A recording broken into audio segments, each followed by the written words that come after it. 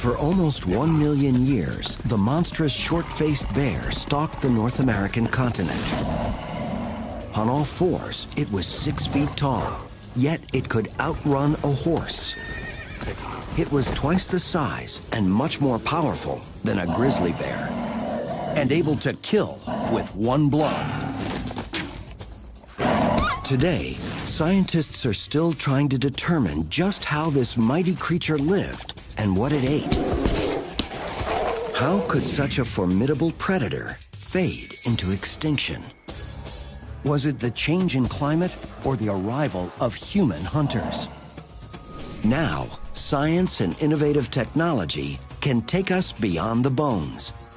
We are going to bring this animal back to life, 10,000 years after it left the planet.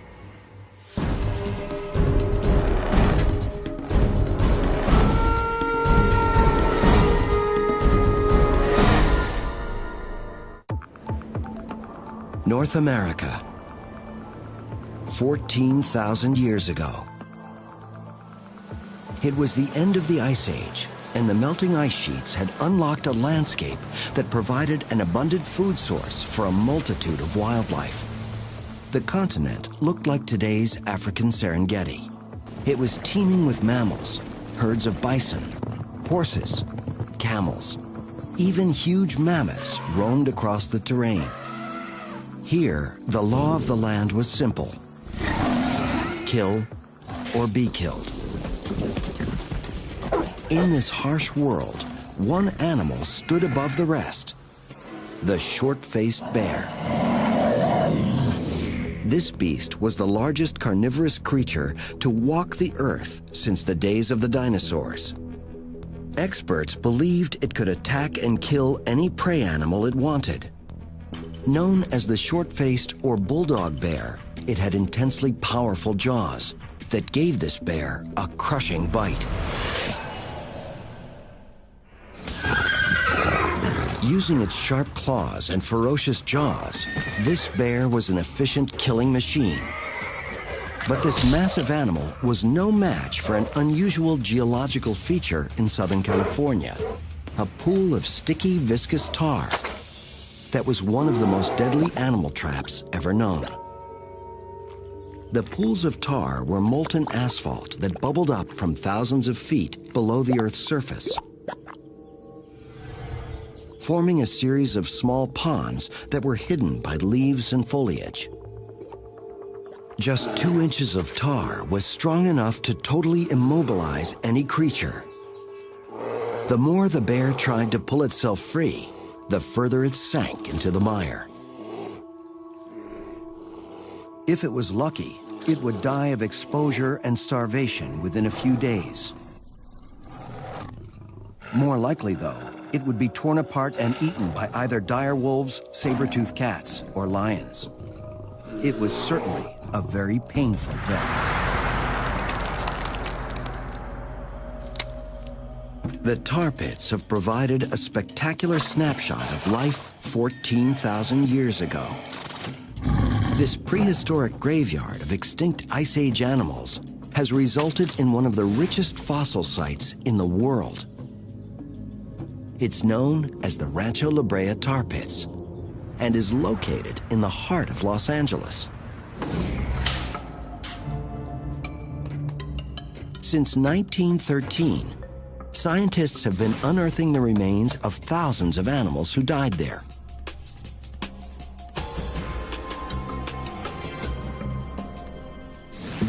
The George Page Museum has amassed a collection of over 3.5 million specimens, one of the largest collections on Earth.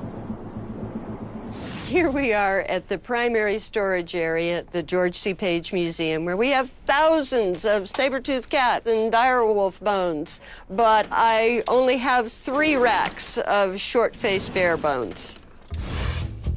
This huge disparity in the number of recovered bones points to an important characteristic of the bear's personality. It was strangely elusive.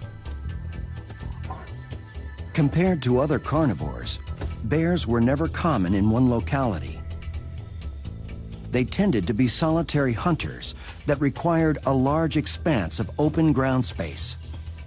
Because these bears are so rare, each and every bone provides a key to piecing together the mystery of who this creature was and just how it lived.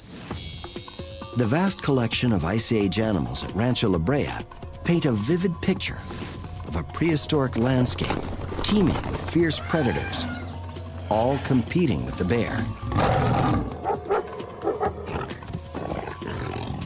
There were saber-toothed cats, dire wolves, and American lions. These apex predators had an abundance of prey to hunt for, such as bison, horse, camel, and even the giant sloth. There were also humans who had migrated over the Bering Strait from Siberia to Alaska about 14,000 years ago. Experts agree that humans came in contact with short-faced bears. This means that the possibility exists that hunters and short-faced bears could have fought each other over freshly killed carcasses. While the tar pits give us the big picture, the true essence of this creature can only be found in the details. Working 3,000 miles north of the Page Museum, Dr. Paul Matthews has conducted breakthrough research on the short-faced bear. Inside his lab in the Canadian Yukon, Dr. Matthews has amassed a collection of over 3,000 bones from the short-faced bear and its contemporaries. The short-faced bear inhabited a broad swath of western North America, from northern Alaska down to Mexico. So it's difficult to say what was the one habitat or landscape that short-faced bears inhabited. Dr. Matthews, along with most experts, agree that this bear was a nomad, and nearly the entire North American continent was its habitat. The bones left behind from the myriad of Ice Age creatures are vivid evidence that the Pleistocene era was a brutally dangerous world for any apex predator, including the bear. No kill is easy. Any potential prey can and will fight for their lives. That animal's not going to stand there and let you just kill it. It's going to struggle. It's going to kick. It's going to try to get away. What often happens is that there are injuries that occur. If you look at Pleistocene bone assemblages, you see a higher incidence of bone breakage, bone pathology such as infections, where the animal incurred the injury but then later healed and kept on living. The closest North American relative to the short-faced bear would be its cousin, the grizzly. And while this bear may be as fierce, there are many characteristics that are very different. 14,000 years ago, the grizzly lived on the same landscape as the short-faced bear, but they weren't competitors. One, quite simply, dwarfed the other. Dr. Matthews lays out 3 bear skulls that tell a striking story. Well, what you're looking at here is a skull of the giant short-faced bear. Here's a skull of a fairly good-sized grizzly bear, and this is a black bear.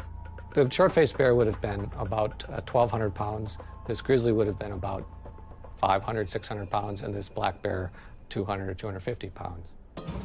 Walking on all fours, a grizzly bear is about 3.5 feet tall. The short-faced bear was 6 feet tall. And when it stood up, this huge creature measured 11 feet. Even amongst other monsters, it stood out. A short-faced bear is quite a bit larger, 2 to 3 times the size of a grizzly bear we'd see today. And the question always is why? Why such large size? Why did this bear evolve to be such a giant? Scientists theorize that the size of this bear made it a fearless hunter, able to kill very large prey unavailable to other predators. One such prey animal was the Jefferson ground sloth, an herbivore that weighed in at 2,000 pounds. Although slow-moving, its massive size was protection against smaller predators like the saber-toothed cat or dire wolf. Like today's elephants on the African plains, the sloth's massive size made it difficult to kill. If a sloth was attacked by a short-faced bear, it would use its best defense, sheer bulk. You can visualize the sloth rising up on its hind legs to make itself appear bigger and more impressive to chase off a predator. The sloth outweighed the bear by more than 800 pounds. But once the bear stood up, they were nearly the same height. I can see these two animals rearing up, and you would have like a boxing match where they're both up there, they're swinging at each other. In terms of weaponry, this bear had a pretty amazing arsenal. Imagine the reach of these long legs and sharp claws. It would be like a boxer standing up with a super long reach. According to Greg McDonald, the sloth's best defense was to inflict damage with its long, sharp claws. The bear might be able to immobilize its prey by either slashing open their abdominal area or by crushing the sloth's shoulder with his powerful bite. When you think of how powerful its jaw was, it would have created a lot of force that could certainly, if it got a hold of an animal's limb, would break it very quickly with the jaw muscles. With his shoulder broken, the sloth would be defenseless.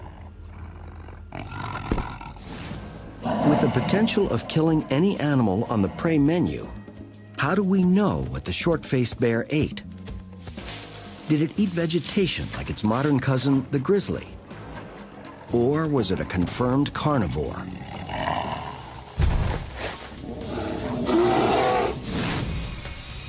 Now, these ancient bones become a dinner menu, helping us to go on a hungry prowl with one of the world's greatest predators. During the Ice Age, a monstrous predator stalked the American landscape: the short-faced bear. This animal died out about 10,000 years ago, but its bones provide an important record for paleontologists who are now studying this magnificent creature.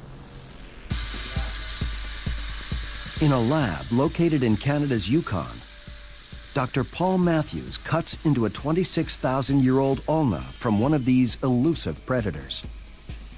This bone is amazingly well preserved. This sample, I can tell from the smell, contains over 90% of the original protein that was in the living animal. Dr. Matthews is willing to sacrifice part of this precious bone in order to perform a cutting-edge stable isotope analysis. This test will reveal the bear's diet. Was it a carnivore? Was it an herbivore? Was it an omnivore? Did it eat fish? Things like that. We can learn that kind of information from this sample.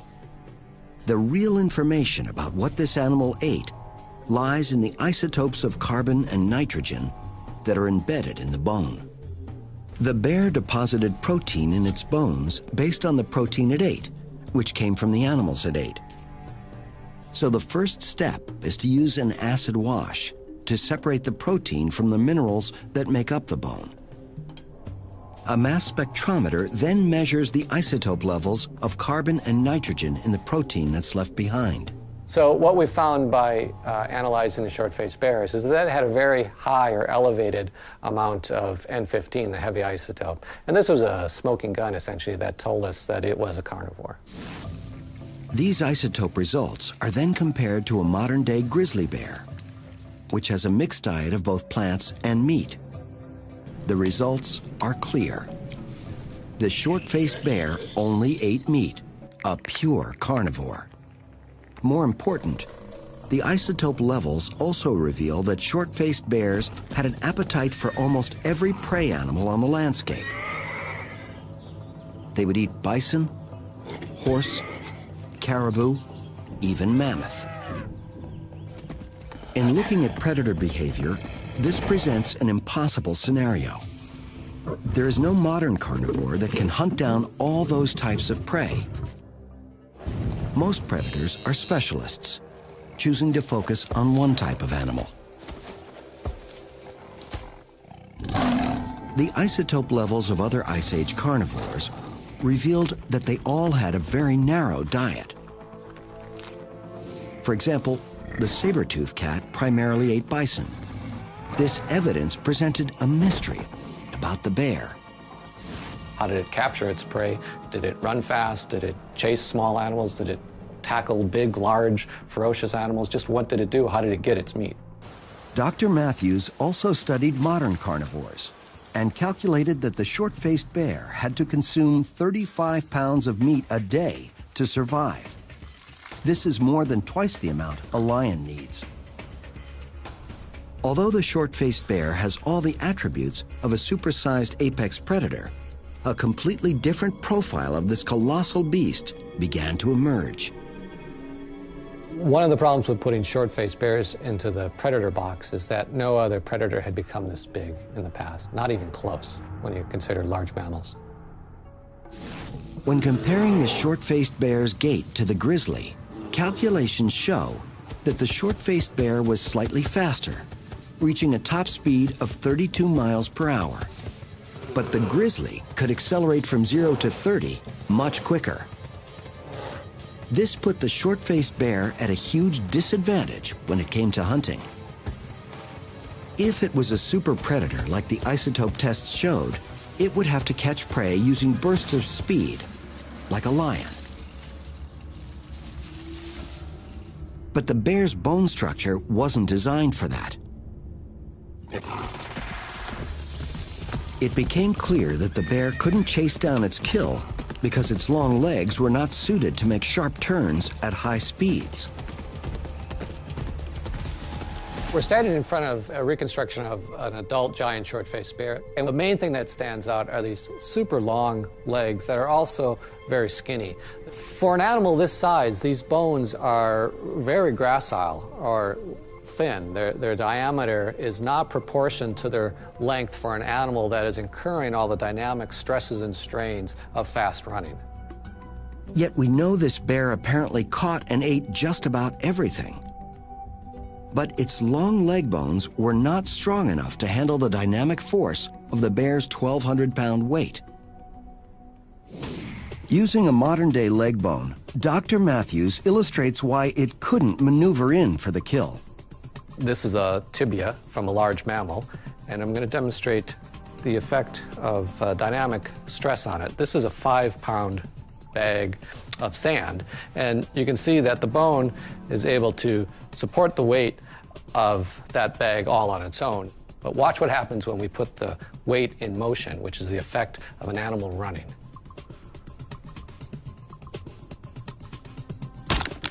So what happens with 5 pounds of weight when it's in motion is it becomes something more like 100 pounds of weight, and this bone isn't strong enough to handle that weight. This simulates the effect on a bone when it slams into the ground during a high-speed chase. The short-faced bear could only chase an animal like a horse in a straight line.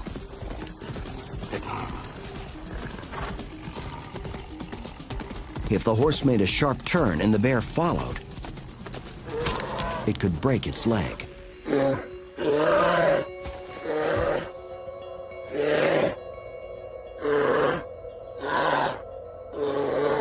So when you start to piece together bits of evidence like this, you start to see a different picture of this animal. What you see is an animal that's very large, it's very lanky, that can travel at moderate speeds for a long time. Dr. Matthews believes he has solved this ancient mystery. The short-faced bear evolved into its massive size not for hunting, but for intimidating other animals into giving up their hard-earned prey. Far from the ultimate predator, the bear was instead the ultimate scavenger, roaming vast areas in search of a free meal. Today, grizzlies in Yellowstone Park will follow wolf packs and then seize their prey once they've made a kill.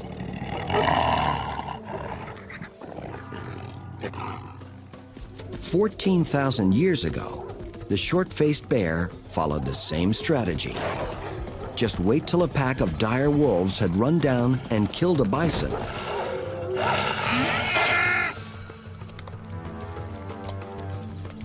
And then swoop in to steal their kill.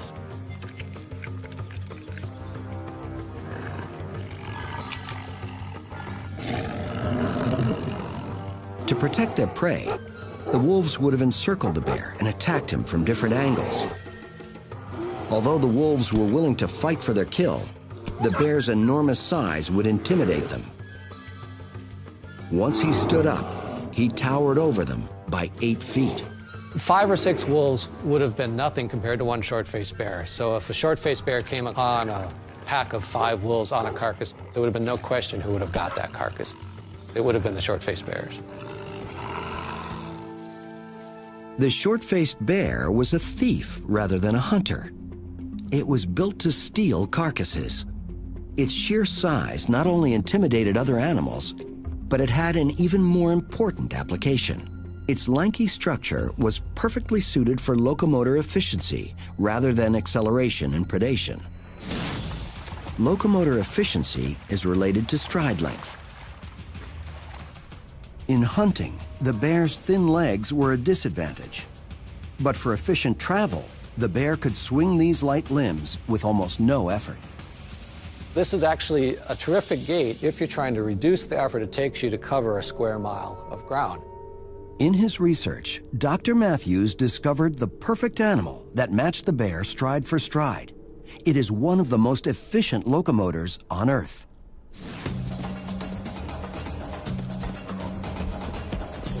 You would see a lot of similarity in the way that a camel swings its legs and a short-faced bear swings its legs. There would be a long swinging arc of the 2 legs on one side with some flexing of the abdominal muscles as well to affect that swing.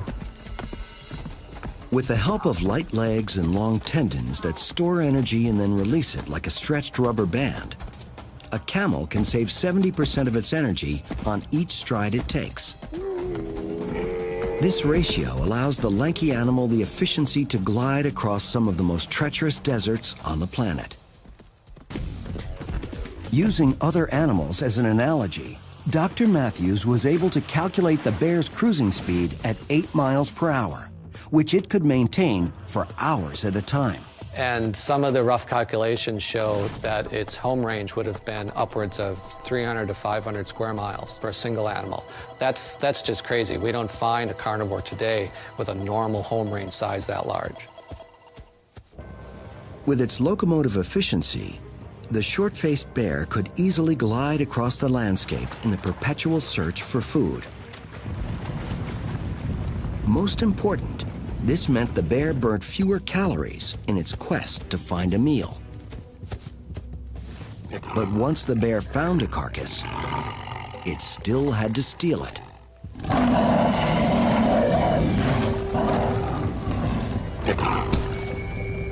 And that was where the bear would earn its place at the apex of the apex predators.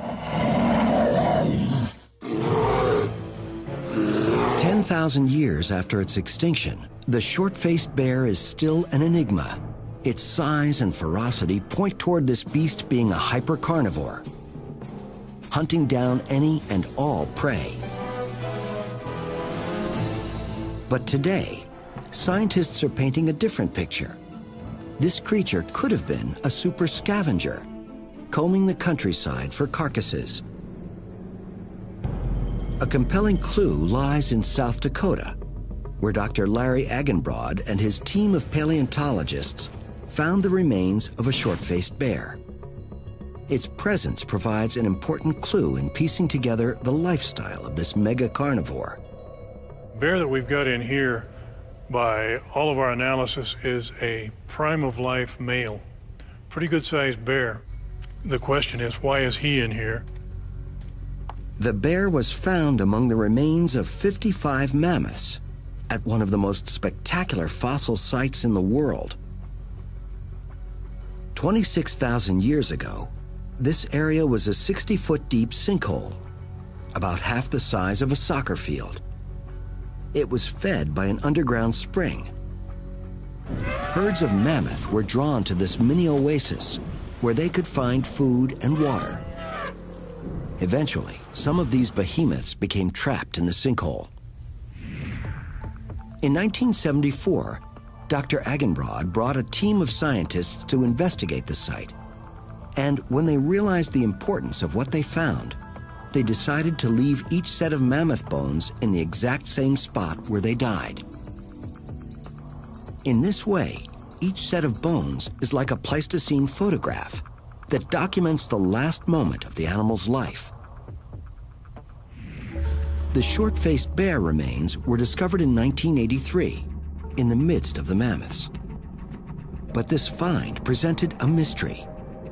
Was this short-faced bear hunting mammoths, or was there another reason why it died at the site? The sinkhole was very steep and slippery above the water level. A key clue was in just how the mammoths became trapped. Eating at the water's edge was dangerous. If they took one wrong step, they would fall into the water. Once in the sinkhole, there was no way out. The big round pads on their feet couldn't grip the slippery bank. So they stayed here till they either starved or died of exhaustion. Although the short-faced bear was gigantic, scientists believe it couldn't and wouldn't take on a mammoth. But a dying mammoth was a different proposition. Like a forensic investigator, Dr. Agenbrod carefully considered the death scene and came up with a scenario. The short-faced bear probably smelled either decaying or heard dying animals and decided he'd come in for a hot mammoth sandwich for lunch, and maybe had one that was a little more alive than he anticipated.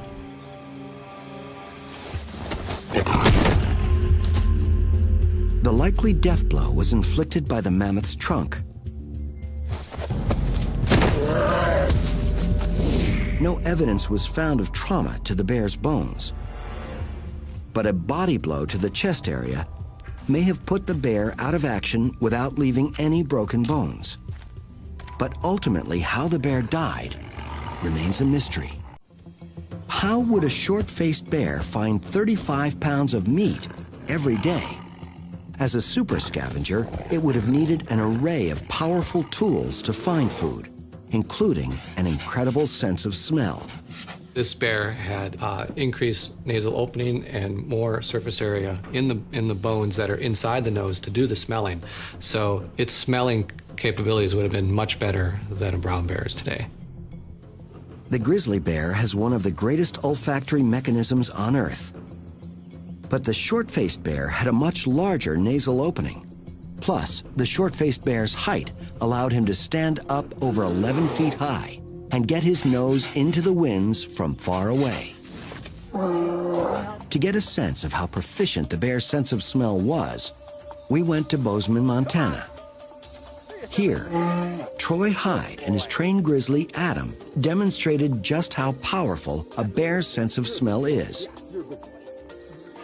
Troy has raised and trained grizzlies for 10 years. We're going to do a little smell test with the grizzly. And what we're going to do is we're going to put some bait out across this valley and see if the grizzly can detect it with the smell alone and go to it. Troy has his assistant place the target about a half a mile away, behind a grove of aspens completely out of sight from Adam. Once the chicken scent gets into the mountain air, Adam has no problem picking it up. He's actually got his lip down and he's sucking air in through his lips. He's taking the wind in through his sinuses and through his brain. He can pick out what that is and sort it out. He's sucking it in. In no time, Adam has determined the location of the target and is on the move in its direction.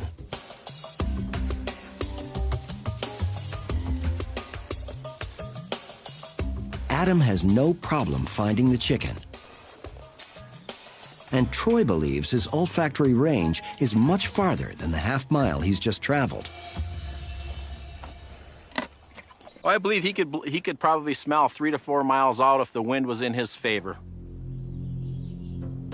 So if Adam can smell food 3 or 4 miles away, this means that a short-faced bear, armed with a better smelling mechanism and operating in open country, might be able to find a carcass within a 6-mile radius. But taking possession of a carcass wasn't just as simple as finding it. Usually, there was another apex predator connected to the kill. I imagine in the Pleistocene many aggressive encounters between carnivores, actual all-out fighting. If the short-faced bear found a dead bison, he most likely would be confronted by a group of saber-toothed cats feeding on the carcass. It would be size against numbers. The cats would stand and fight because of their advantage of 3 to 1. Their long teeth also presented something of an obstacle. Let's remember that this is still a bear. It still has a massive, strong skull. It still has powerful limbs and feet that could swat at a cat and keep it at bay.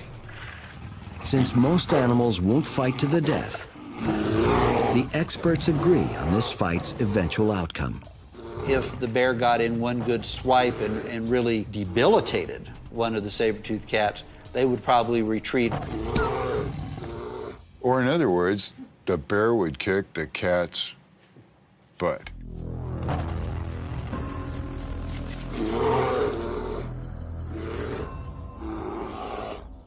This kind of confrontation might explain why the short-faced bear evolved into such a large creature. Sometimes it didn't even have to fight for its food. Its mere presence was enough to scare off a predator from a freshly killed carcass. But what happened when the bear was late for dinner? Like today's lions in the African Serengeti, no matter how fast the bear tracked down a carcass, other predators would have already eaten the animal's prime parts.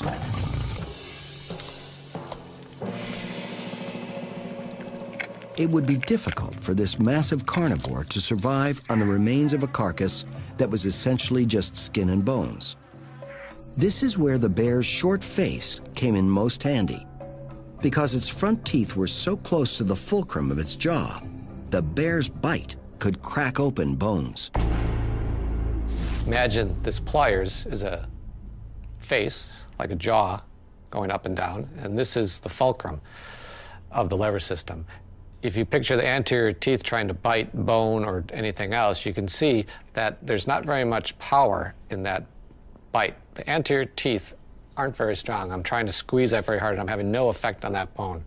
Now, if we put it back closer to the fulcrum, we're going to see that there's much more power in that bite. The bear's short face gave its jaw the ability to crack open very large bones and access nutritious marrow cavities that contained fats, lipids, and extra calories. There is a large collection of 10,000-year-old bones that testify to the bear's skill as a scavenger. This is a very large bison bone from the Pleistocene. It was a large male, and this is the size bone that only a short-faced bear could have opened up. Dr. Paul Matthews is convinced the short-faced bear was a super scavenger. It could find nourishment in almost any carcass, even if that carcass belonged to another predator. Those feet, they're bigger than a softball mitt, and they got great big daggers on the end of it. He could probably rip you in half with one blow. Some experts believe that while the short-faced bear didn't actively hunt prey animals, it was still king of the beasts. But there was another dangerous predator who appeared on the landscape: human beings. These creatures had the skills not only to hunt mammoths, but intelligence enough to kill almost any animal. Scientists are still investigating the relationship between humans and the short-faced bear. Dr. Eileen Johnson is the director of the Lubbock Lake Landmark in Texas. She's renowned for analyzing alterations to bone surfaces. She's been examining some short-faced bear bones that were butchered by humans. It is the only evidence we have of human-bear contact.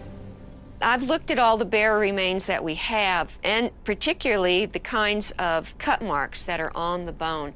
And that leads me to believe that this was not a fresh carcass. This carcass had already started to stiffen a bit, which would indicate a found carcass, which then indicates scavenging activities. Dr. Johnson feels the bear wasn't killed by humans. This is the canine from the bear, but it's very worn down. So this is most likely a very old bear. Probably died from natural causes. Ironically, it seems the humans may have found the bear carcass and then scavenged it. The hunters cut off one of the bear's long front legs and made a butchering tool out of its radius, or lower arm bone. Dr. Johnson was able to reconstruct how the bone was broken. The hunters laid it between two rocks that were like anvils. Then a hammerstone was used to break the bone. And it delivers a very quick, very focused force. You get a nice impact, and then the bone breaks in a very particular fashion known as a helical fracture. Since humans only had a few small stone tools, this was an ingenious and efficient way for them to butcher the giant bear, or any other large animal, such as a mammoth. The broken edge of the bone provided a sharp and strong cutting tool that got the job done quickly. When the hunters were done butchering, they discarded the bone so they didn't have to carry around a lot of heavy tools. They would just make new tools at the next kill site. So it would lighten their load, it would limit the need to have an extended tool kit. But hunters did carry one item that was essential for survival: the Clovis point. This was a stone weapon that was one of the first technologies invented by humankind. It was discovered in 1932 next to a dead mammoth in Clovis, New Mexico. Later, scientists were able to carbon date the mammoth bones, estimating the age of the spearhead as 13,500 years old. The Clovis point was such an important hunting tool that anthropologists dubbed the prehistoric Native American culture who used it Clovis people. These hunters specialized in taking down mammoths, and they were very good at it.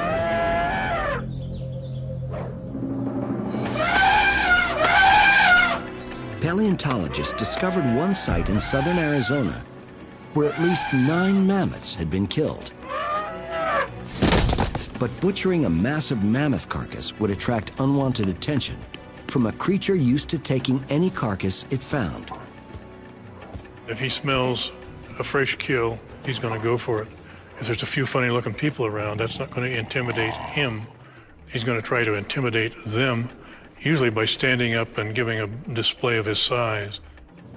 But while the humans couldn't match the bear's strength, they did carry a lethal weapon that could protect them from any fierce predator. The atlatl dart, armed with a Clovis point. The atlatl was humankind's first mechanical invention. It was a stick with a hook or socket that a hunter used to launch a light spear armed with a Clovis point. This is a replica Clovis point. It's very sharp, and with a lot of power behind it, it's easily going to penetrate the bear's skin. When thrown properly, an atlatl dart traveled at 100 miles per hour and was very accurate at close range. Still, Dr. Agenbrod feels it would have to be a very lucky shot. The hunters would have to aim for the vital organs that offered the most vulnerable target. Behind the bear's rib cage were its lungs, heart, and liver. You don't want to try hitting this animal in the head. You're going to be bear food if you do that. But who would have won this fight? In my opinion, Clovis people were very intelligent. They're using the very best tool material. They've invented a spear point that is a killing machine, and they're going to try to dispatch him. You don't want to be in direct competition with this bear because you're going to lose. These are people who are trained from their youngest time. They're trained with their weapons, so I think that they are capable of defending themselves. While the results of human-bear conflict aren't certain, there is one undeniable fact. 10,000 years ago in North America, the megabeasts suddenly went extinct. This event is unprecedented and unexplained.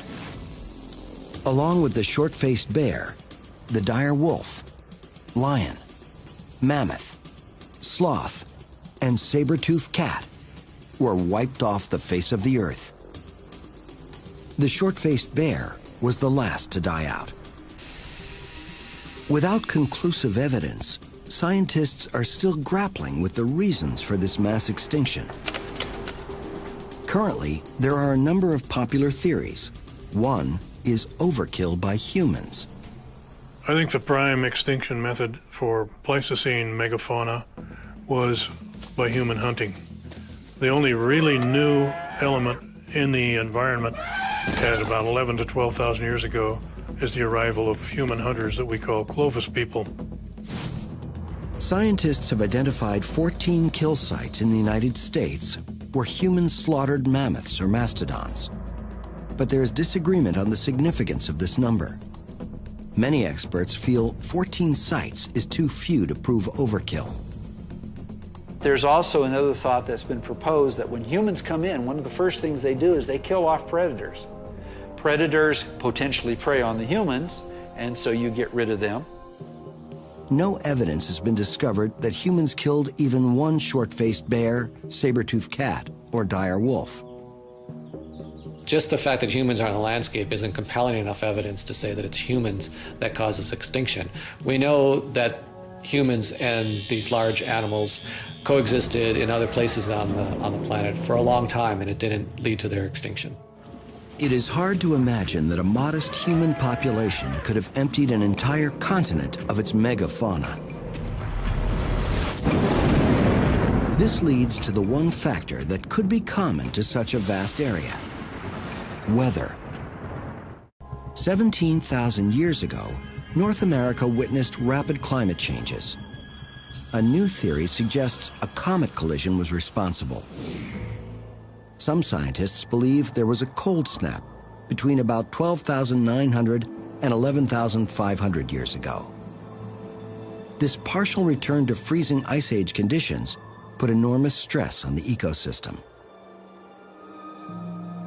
We can tell from the isotopic analysis of the junipers that plants were greatly stressed. They weren't providing very much in the way of food, so there wouldn't have been very many herbivores. And in turn, there wouldn't have been that many carnivores. But detractors again point to a lack of evidence. Where are the deposits of starved or frozen animals that would be left behind had there been such a sudden climate swing? And how is it that the megafauna managed to survive numerous other glaciations during the prior 2 million years, only to succumb to the one that closed the Ice Age?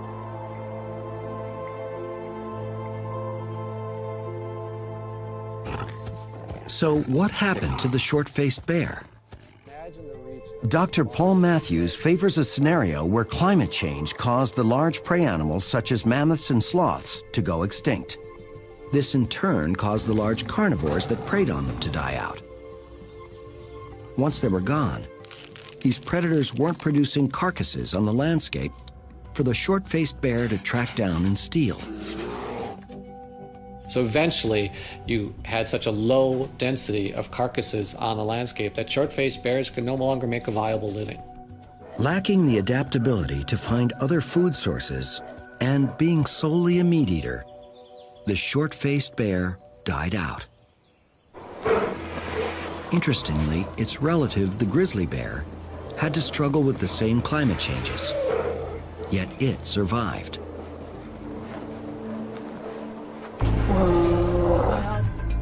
Today, the North American grizzly, like Adam here, has the same abilities as his ancestors did 20,000 years ago.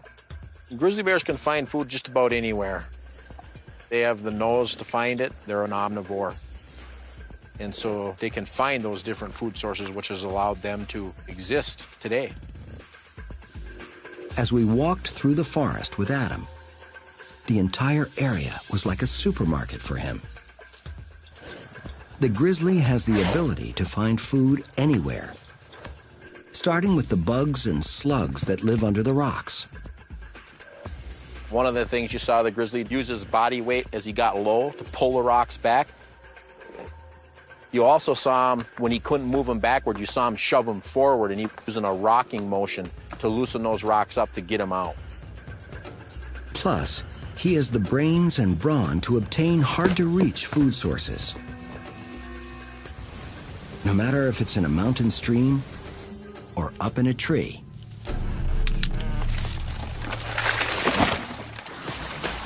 Unlike the short-faced bear, the grizzly has evolved in its ability to adapt to its surroundings. Although it prefers a vegetarian diet, the bear learned how to kill elk and deer in the lower 48 states, using short bursts of speed to surprise and blitz the animal. I think the grizzly bear took the short-faced bear's spot. Once the short-faced bear became extinct, I think the grizzly bear stepped right in there as our apex predator.